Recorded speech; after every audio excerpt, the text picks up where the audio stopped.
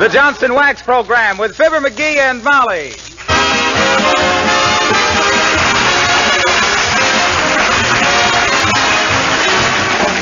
The makers of Johnson's Wax and Johnson's Self-Polishing Glow Coat present Fibber McGee and Molly, written by Don Quinn, with music by the King's Men and Billy Mills Orchestra. The show opens with Sweet Dreaming.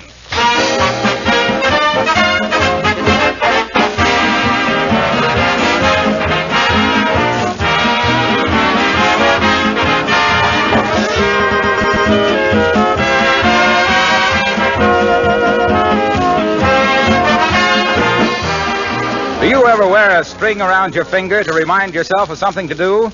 Well, I've had a string around one of mine all day, so I wouldn't forget that this is my last chance to make a suggestion to brand new June brides in this month of June.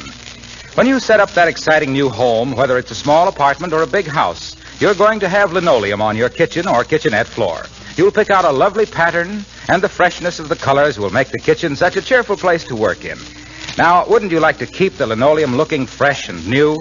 You can easily by protecting it right now with Johnson's Self-Polishing Glow Coat, and periodically giving it another Glow Coat application. There's practically no work to it, no rubbing or buffing. You simply apply and let dry.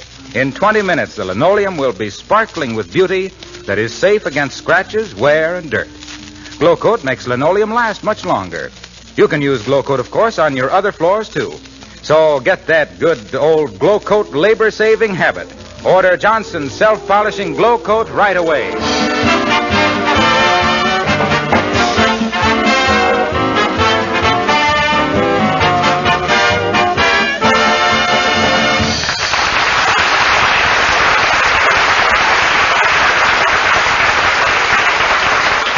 When you're frantically packing to go away, there are 1,001 details to take care of. And the division of labor is the same at 79 Westful Vista as in any other home. The wife does 1,000 things and the husband does one. You know who we mean. Fibber McGee and Molly.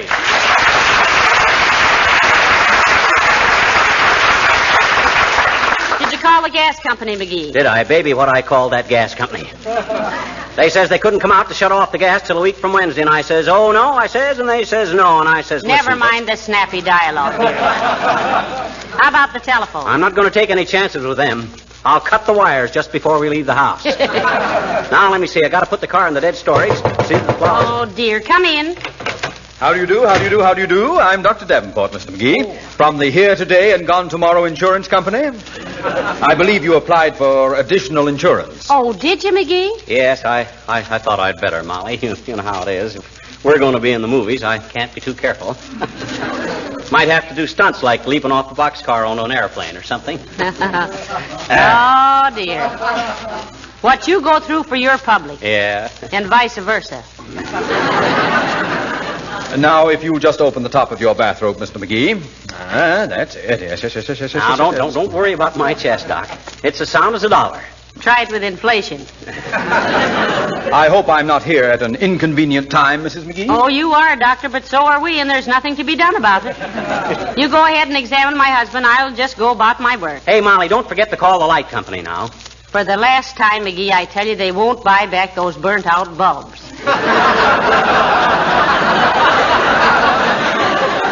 They got it. I've been saving them for 2 years. Please, Mr. McGee, hold still. Yes. Thank you. How's my heart, Doc? Well, I can tell better if you'll stop talking a moment. Okay, I'll shut up. Splendid. Now the lungs, please. Oh, my lungs are fine, Doc. I take setting up exercises every morning. You do? Oh, sure he does. He sets up, takes a look at the clock, groans, and collapses again. Now, if you'll excuse me, I'll run upstairs and pack the... Oh, my. That's the telephone ringing, Doc. Excuse me a minute. Hello, Fibber McGee speaking. Who? Wistful Vista Gazette? Oh, yeah. Well, look, forward our subscription to us in care of the RKO Studios, Hollywood, California. Yeah, be glad to get the Gazette out there. Yeah. I'll never get so big as an actor that I'll forget the old hometown. I'll say you won't. Okay, thanks very much. What'd you say, Molly? Never mind.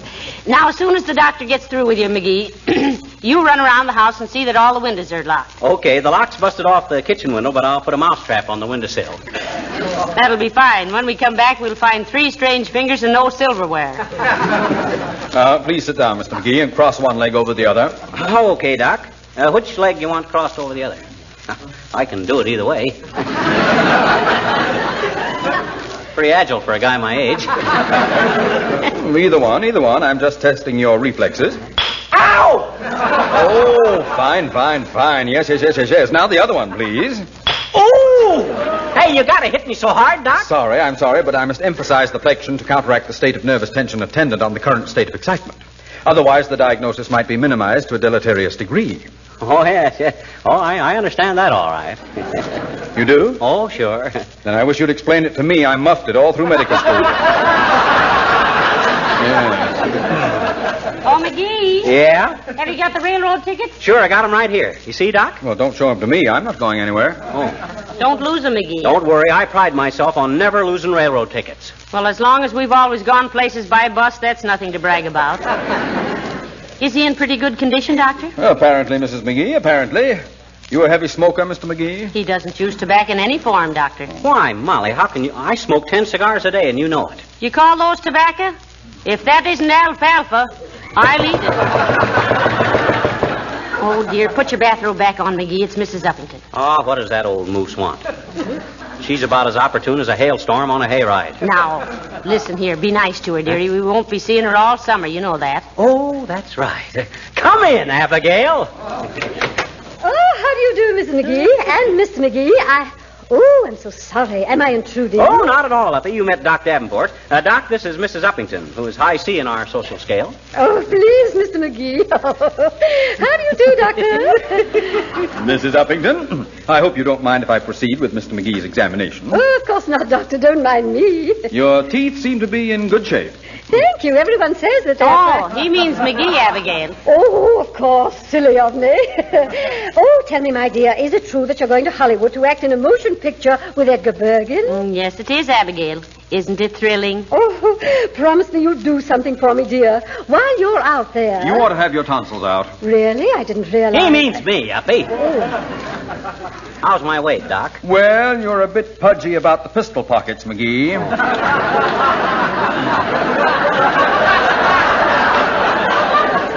What games do you play? Well, let's see. What can we do for you in Hollywood, Abigail? Well, my dear, I've always been a bit of a... Rummy. A bit of a rummy, and now, please. I wasn't talking to you, Uppy. Doc asked me what games I play.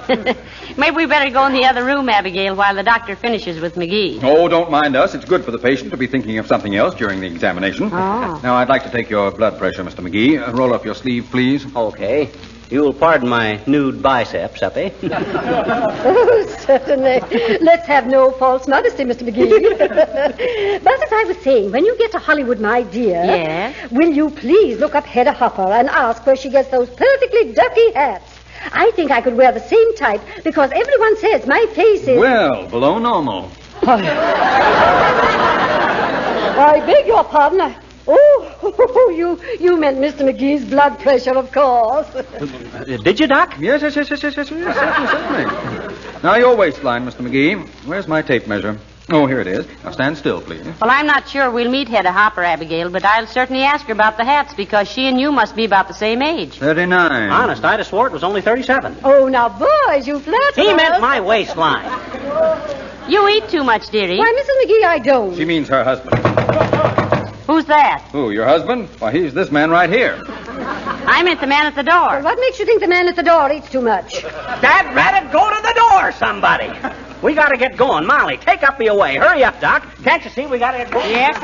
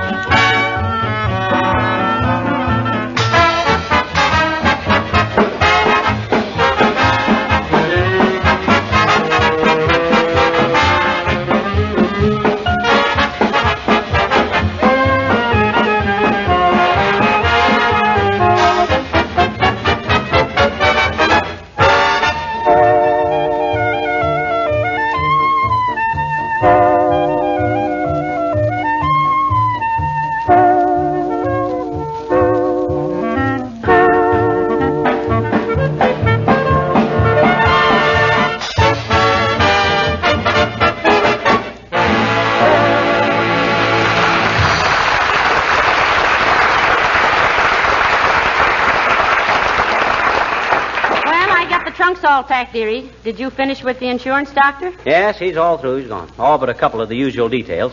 Hey, did you call the dairy to tell him we won't want any more milk? No, I've been too busy. You call him. Okay, give me the phone. Thanks. Hello, operator. Give me the whistle, Mr. Dairy. Oh, is that you, Mert? Oh, my. How's every little thing, Mert? It is, eh? What's that, Mert? Your sister's wedding? Oh, that's terrible. Train wreck, eh? Oh, heavenly days, McGee. What happened? Her sister got her wedding dress caught on one of the pews and wrecked her train.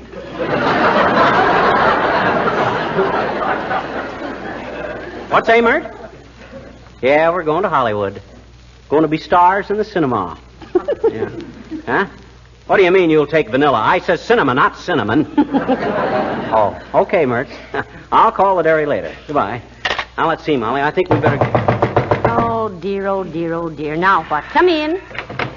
Hello, kids. Say, I hear you're going to Hollywood to make a movie. Is that right? Probably not, but we're going to do it anyway. Why, old-timer? Look, if you meet Lana Turner, tell her I'm knitting her a sweater, will you, kid?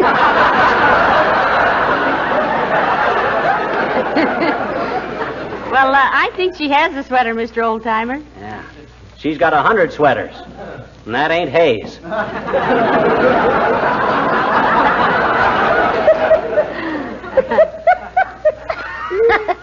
pretty good, Johnny. But that ain't the way I heard it.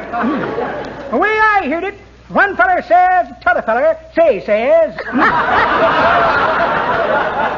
See where Fibber McGee and Molly are going to make a picture called Look Who's Laughing. Ain't that terrible? What's terrible about it, says t'other feller. Well, says the first feller, can't you just hear the critics saying, we'll bite who is? Nothing personal, kids. I sure hope you make good, and I know you will, because other people have who can't act half as good as you can, which ain't saying much. Though personally, I think you got what it takes.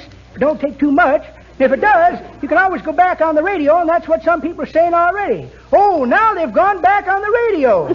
For shame, kids.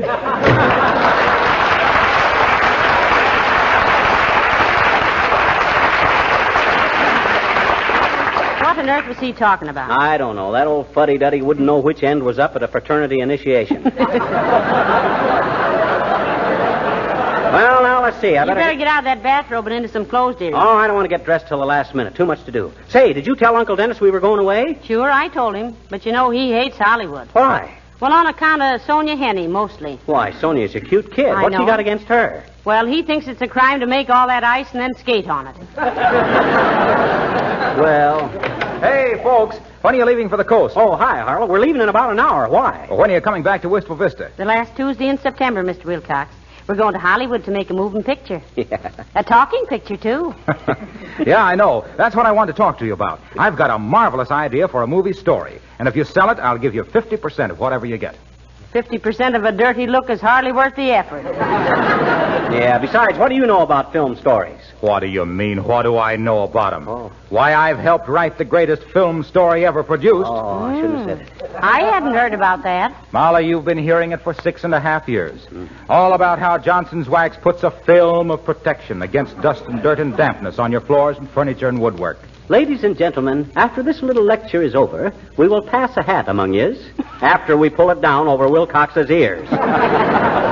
Don't mind him, Mr. Wilcox. What's the rest of the scenario? Well, it's a very simple story, but it's got everything. Glamour, love interest, conflict, and comedy value. Oh. The glamour of a beautiful, well-kept home. The love of a housewife for something that saves her so much time and effort. And conflict between Johnson's Wax and the wicked effects of dust and dirt. Where's the comedy come in, Mr. Cecil B. D. Wilcox?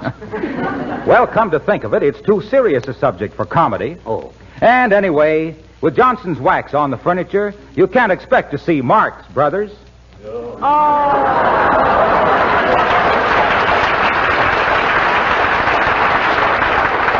You'll feel better after you rest 13 hours. Well, I hope you enjoy your trip, folks, and I'll see you in the fall. So long. Goodbye, Mr. Wilcox. Have a nice summer. So long, Harlow.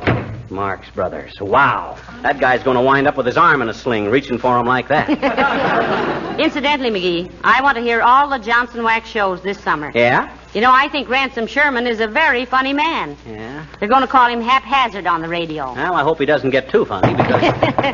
Heavenly days, we'll never get ready to go this way. Come in. Hello, Mr. McGee. Hello, Mrs. McGee. Oh, hi, Wimple. Won't you come in and sit down, Mr. Wimple? Oh, no, thank you, Mrs. McGee. I just wanted to come and tell you goodbye for the summer and wish you a very nice vacation. Well, thanks, Wimple. You going away yourself? No, I don't think so. I should go away for my health, but my wife doesn't want me to. Well, why don't you go away if it's for your health? The healthiest thing I can do, Mrs. McGee, is not argue with my wife. Well, it was on a vacation trip that I met her, you know. Oh, on a vacation trip. That's very romantic. Yes. She was paddling a canoe and it tipped over. I swam out and rescued her. Oh, that's wonderful. A hero. That was very brave of you, Mr. Wimple. Yes. Sometimes I wish I had it all to do over again.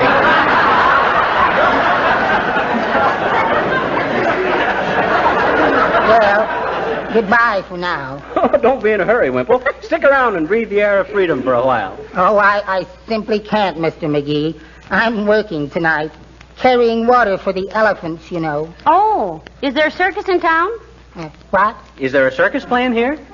Oh, no. The elephants. Uh-huh. That's the name of my wife's softball team.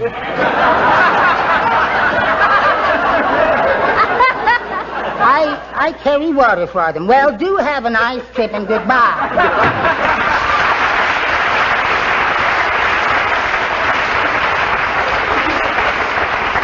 Poor Mr. Wimple. He has a fairly cheerful outlook for such a henpecked little fella. Well, that's easily explained. He's been under his wife's thumb so long he's looking at the world through rose-colored nail polish. Hey, we better get busy, Molly. Our train leaves in 25 Well, I'm minutes. all ready, McGee. I just want to shut off the refrigerator. Say, what is this anyway? We may not enjoy packing up, but the front door's getting an awful bang out of it. Why can't... Come in. Hi, mister. Oh, hello there, little girl. I haven't got time to talk to you now. Why? Well, we're packing up. That's why we're going away for a vacation.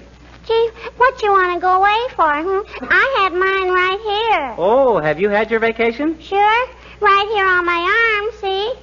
It hurt like 62. That's a vaccination. I was talking about vacation. Oh. Well, where are you going on your vaccination? Where are you? Hollywood, sis. We're going to be in a movie. Gee, honest? Uh-huh. Hey, will you send me a photograph of my favorite actor when you get out there, mister? Will you? Why, certainly, sis. We'll be palling around with all them big stars. You'll be seeing pictures of me posing in front of my swimming pool, riding around in a big limousine, sailing around on a yacht with the big shots. So name your star, sis. I'll get his photo for you. Anybody, mister? Anybody. Name the biggest star you can think of, and I'll bet within 3 weeks, me and him will be wearing each other's clothes. Eating all our meals together, going to nightclubs together. Going for long walks, posing for publicity shots together. Why, me and him will probably be known as the Damon and Pythias of Hollywood. Oh, gee, that'll be wonderful, mister. Yeah. Send me a picture of him wearing your clothes, will you? I don't know what's so hysterically funny about that, sis. Who is your favorite star?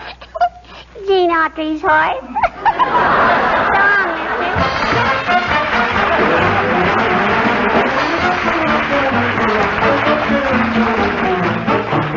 The King's Men are very happy to repeat their popular version of The Reluctant Dragon.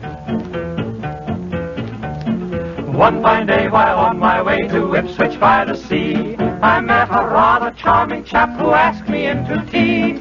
It seems he was a dragon, you know, the kind with wings, teeth and tails and claws and scales and all those dragon-like details. I admit I jumped a bit when he began to sing. I'm the reluctant dragon, what ho, quite so, the very reluctant dragon. Oh, very, very, don't you know? They call me the timid dragon. What rot, I'm not. I just won't fight, I'd rather play. I know I shan't get hurt that way. Here we go gathering nuts in May. I'm so reluctant, oh, so reluctant. After we had sipped our tea, a thought popped in my head. A dragon here? By Jove, that's queer. He really should be dead. I say, look here, I said, aren't you a bit extinct? He looked at me and gave a cry and wiped a teardrop from his eye. Heaved his bosom with a sigh. Then he coyly winked. I'm the reluctant dragon, that's me, carefree I'm the reluctant dragon, reluctant since 1911. BC could be. They call me the timid dragon. What rot? What a lot of rot. I'm not. What a lot of rot. When others fight, I run away. I guess that I was born that way. I'm to be queen of the May today. I'm the reluctant dragon. I'm frail and pale. The awful reluctant dragon. Don't step on my tail. They call me the timid dragon. What rot? I'm not. I just won't fight. I'd rather play. I know I shan't Get hurt that way. Here we go gathering nuts in May, nuts in May, nuts in May. I'm so reluctant. Woo! Yup, yup, yup, yup, yup.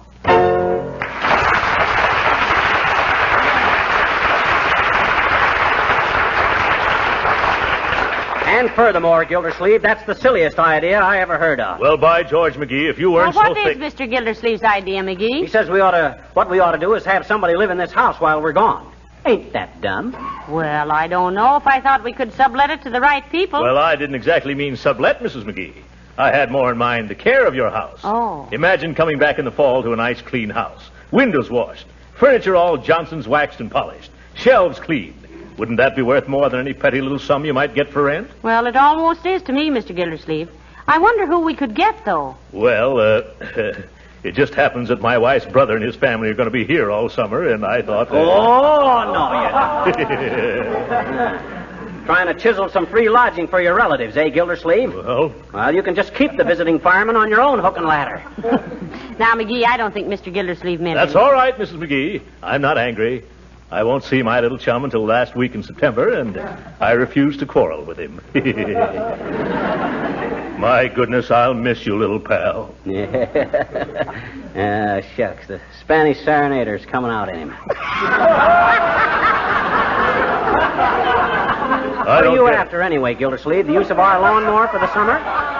What did you say? I said, what are you after? The use of our lawnmower for the summer or something? In the first place, it isn't your lawnmower. It's mine.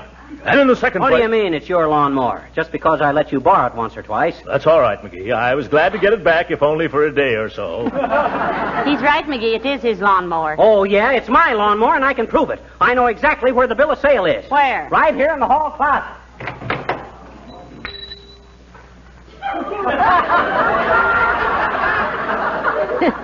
I straightened it out this morning, dear.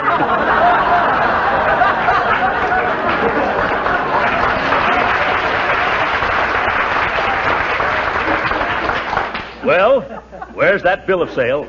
Okay, so it's your lawnmower. Take your old clover clipper, Gildersleeve. I'm a movie actor now anyway. I ain't mowing my own lawn anymore. You're not, eh? You probably will be too busy at that. Yes. Mowing other people's lawns.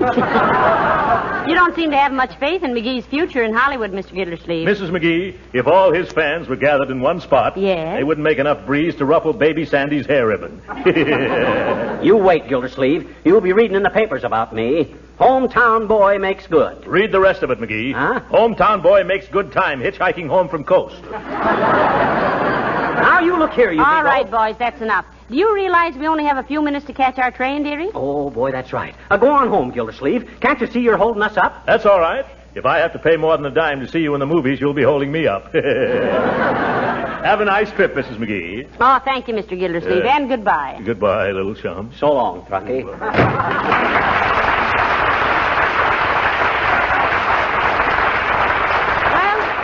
We've got to hurry like everything. You sure you got the railroad tickets? Yes, I got the tickets here. You see? Did you send for a taxi cab? Yes, it ought to be here any minute. Now, how about the trunks? Are they on the way to the station? Shucks, they're all in the baggage car by this time. I sent them trunks down there long ago. You did? You got to hand it to me, Molly. I'm efficient at this traveling business. I think of everything. Well, I guess you do at that, dearie. Now, hurry up and get out of that bathrobe and into some clothes. We've got to go. Okay, I'll run upstairs and... What's the matter? Oh, my gosh. I ain't got any clothes. I packed them all in the trunk. Heavenly days. How are we going to... There's the taxi cab. What are we going to do? Oh, I don't know. I can't go to the station in my bathrobe. Oh, hand me the phone, quick. Yeah. Hello, operator? Give me the Union Station. No, Mert. I haven't time for one of those now. Get me the Union Station. Hello, Union Station? Mrs. McGee calling. We're leaving on the train in 10 minutes for the coast. And my husband... Oh, boy, am I sick. My husband is sick, so have a wheelchair meet us at the taxi entrance. Thank you. Get your hat, dearie. I'll get a blanket. Yeah, give me some face powder. I want to look pale. Okay. Okay. Come on, McGee. Oh. Hollywood, here we come. The hard way.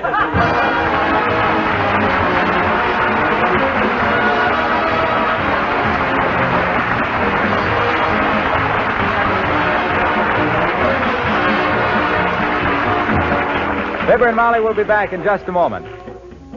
Say, next time you go shopping, stop a moment just before you're ready to pay your bill and ask yourself, have I forgotten anything? Isn't there something that comes in a red and yellow package that I was going to buy? Oh, yes, Johnson's self-polishing glow coat.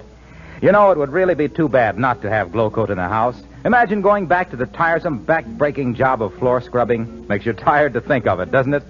Seriously, it would be bad. Bad for you and bad for your linoleum, because continual scrubbing ruins linoleum. Glow coat, on the other hand, protects linoleum. Protects it against scratches, wear, and dirt. Protects it with a hard, beautiful polish that keeps the colors fresh and bright.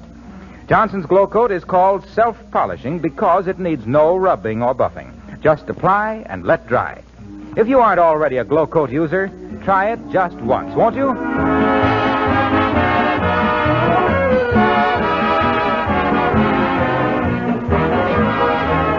Ladies and gentlemen, once again, we want to thank all of you for your wonderful support and encouragement during the past year. It's people like you who make people like us like people like you. And we wish the new Johnson Wax show, Haphazard, starring Ransom Sherman, all the success in the world. We think the sponsor has made a great choice in him, and he's made a great choice in sponsors. Don't you think so, McGee? I don't know. What? After all the Johnson Wax people have done for us? What's the matter with you? Well, take a look. Almost 7 years on the air for them, and what have I got? No pants. Oh, my. Good night. Good night, all.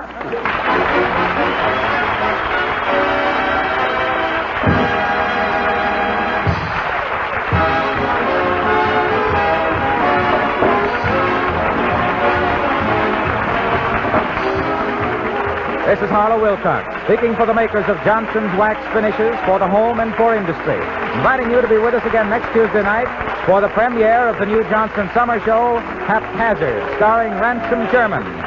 And we remind you that America's first line of defense is you and your support. So invest to the best of your ability in defense savings bonds. Good night.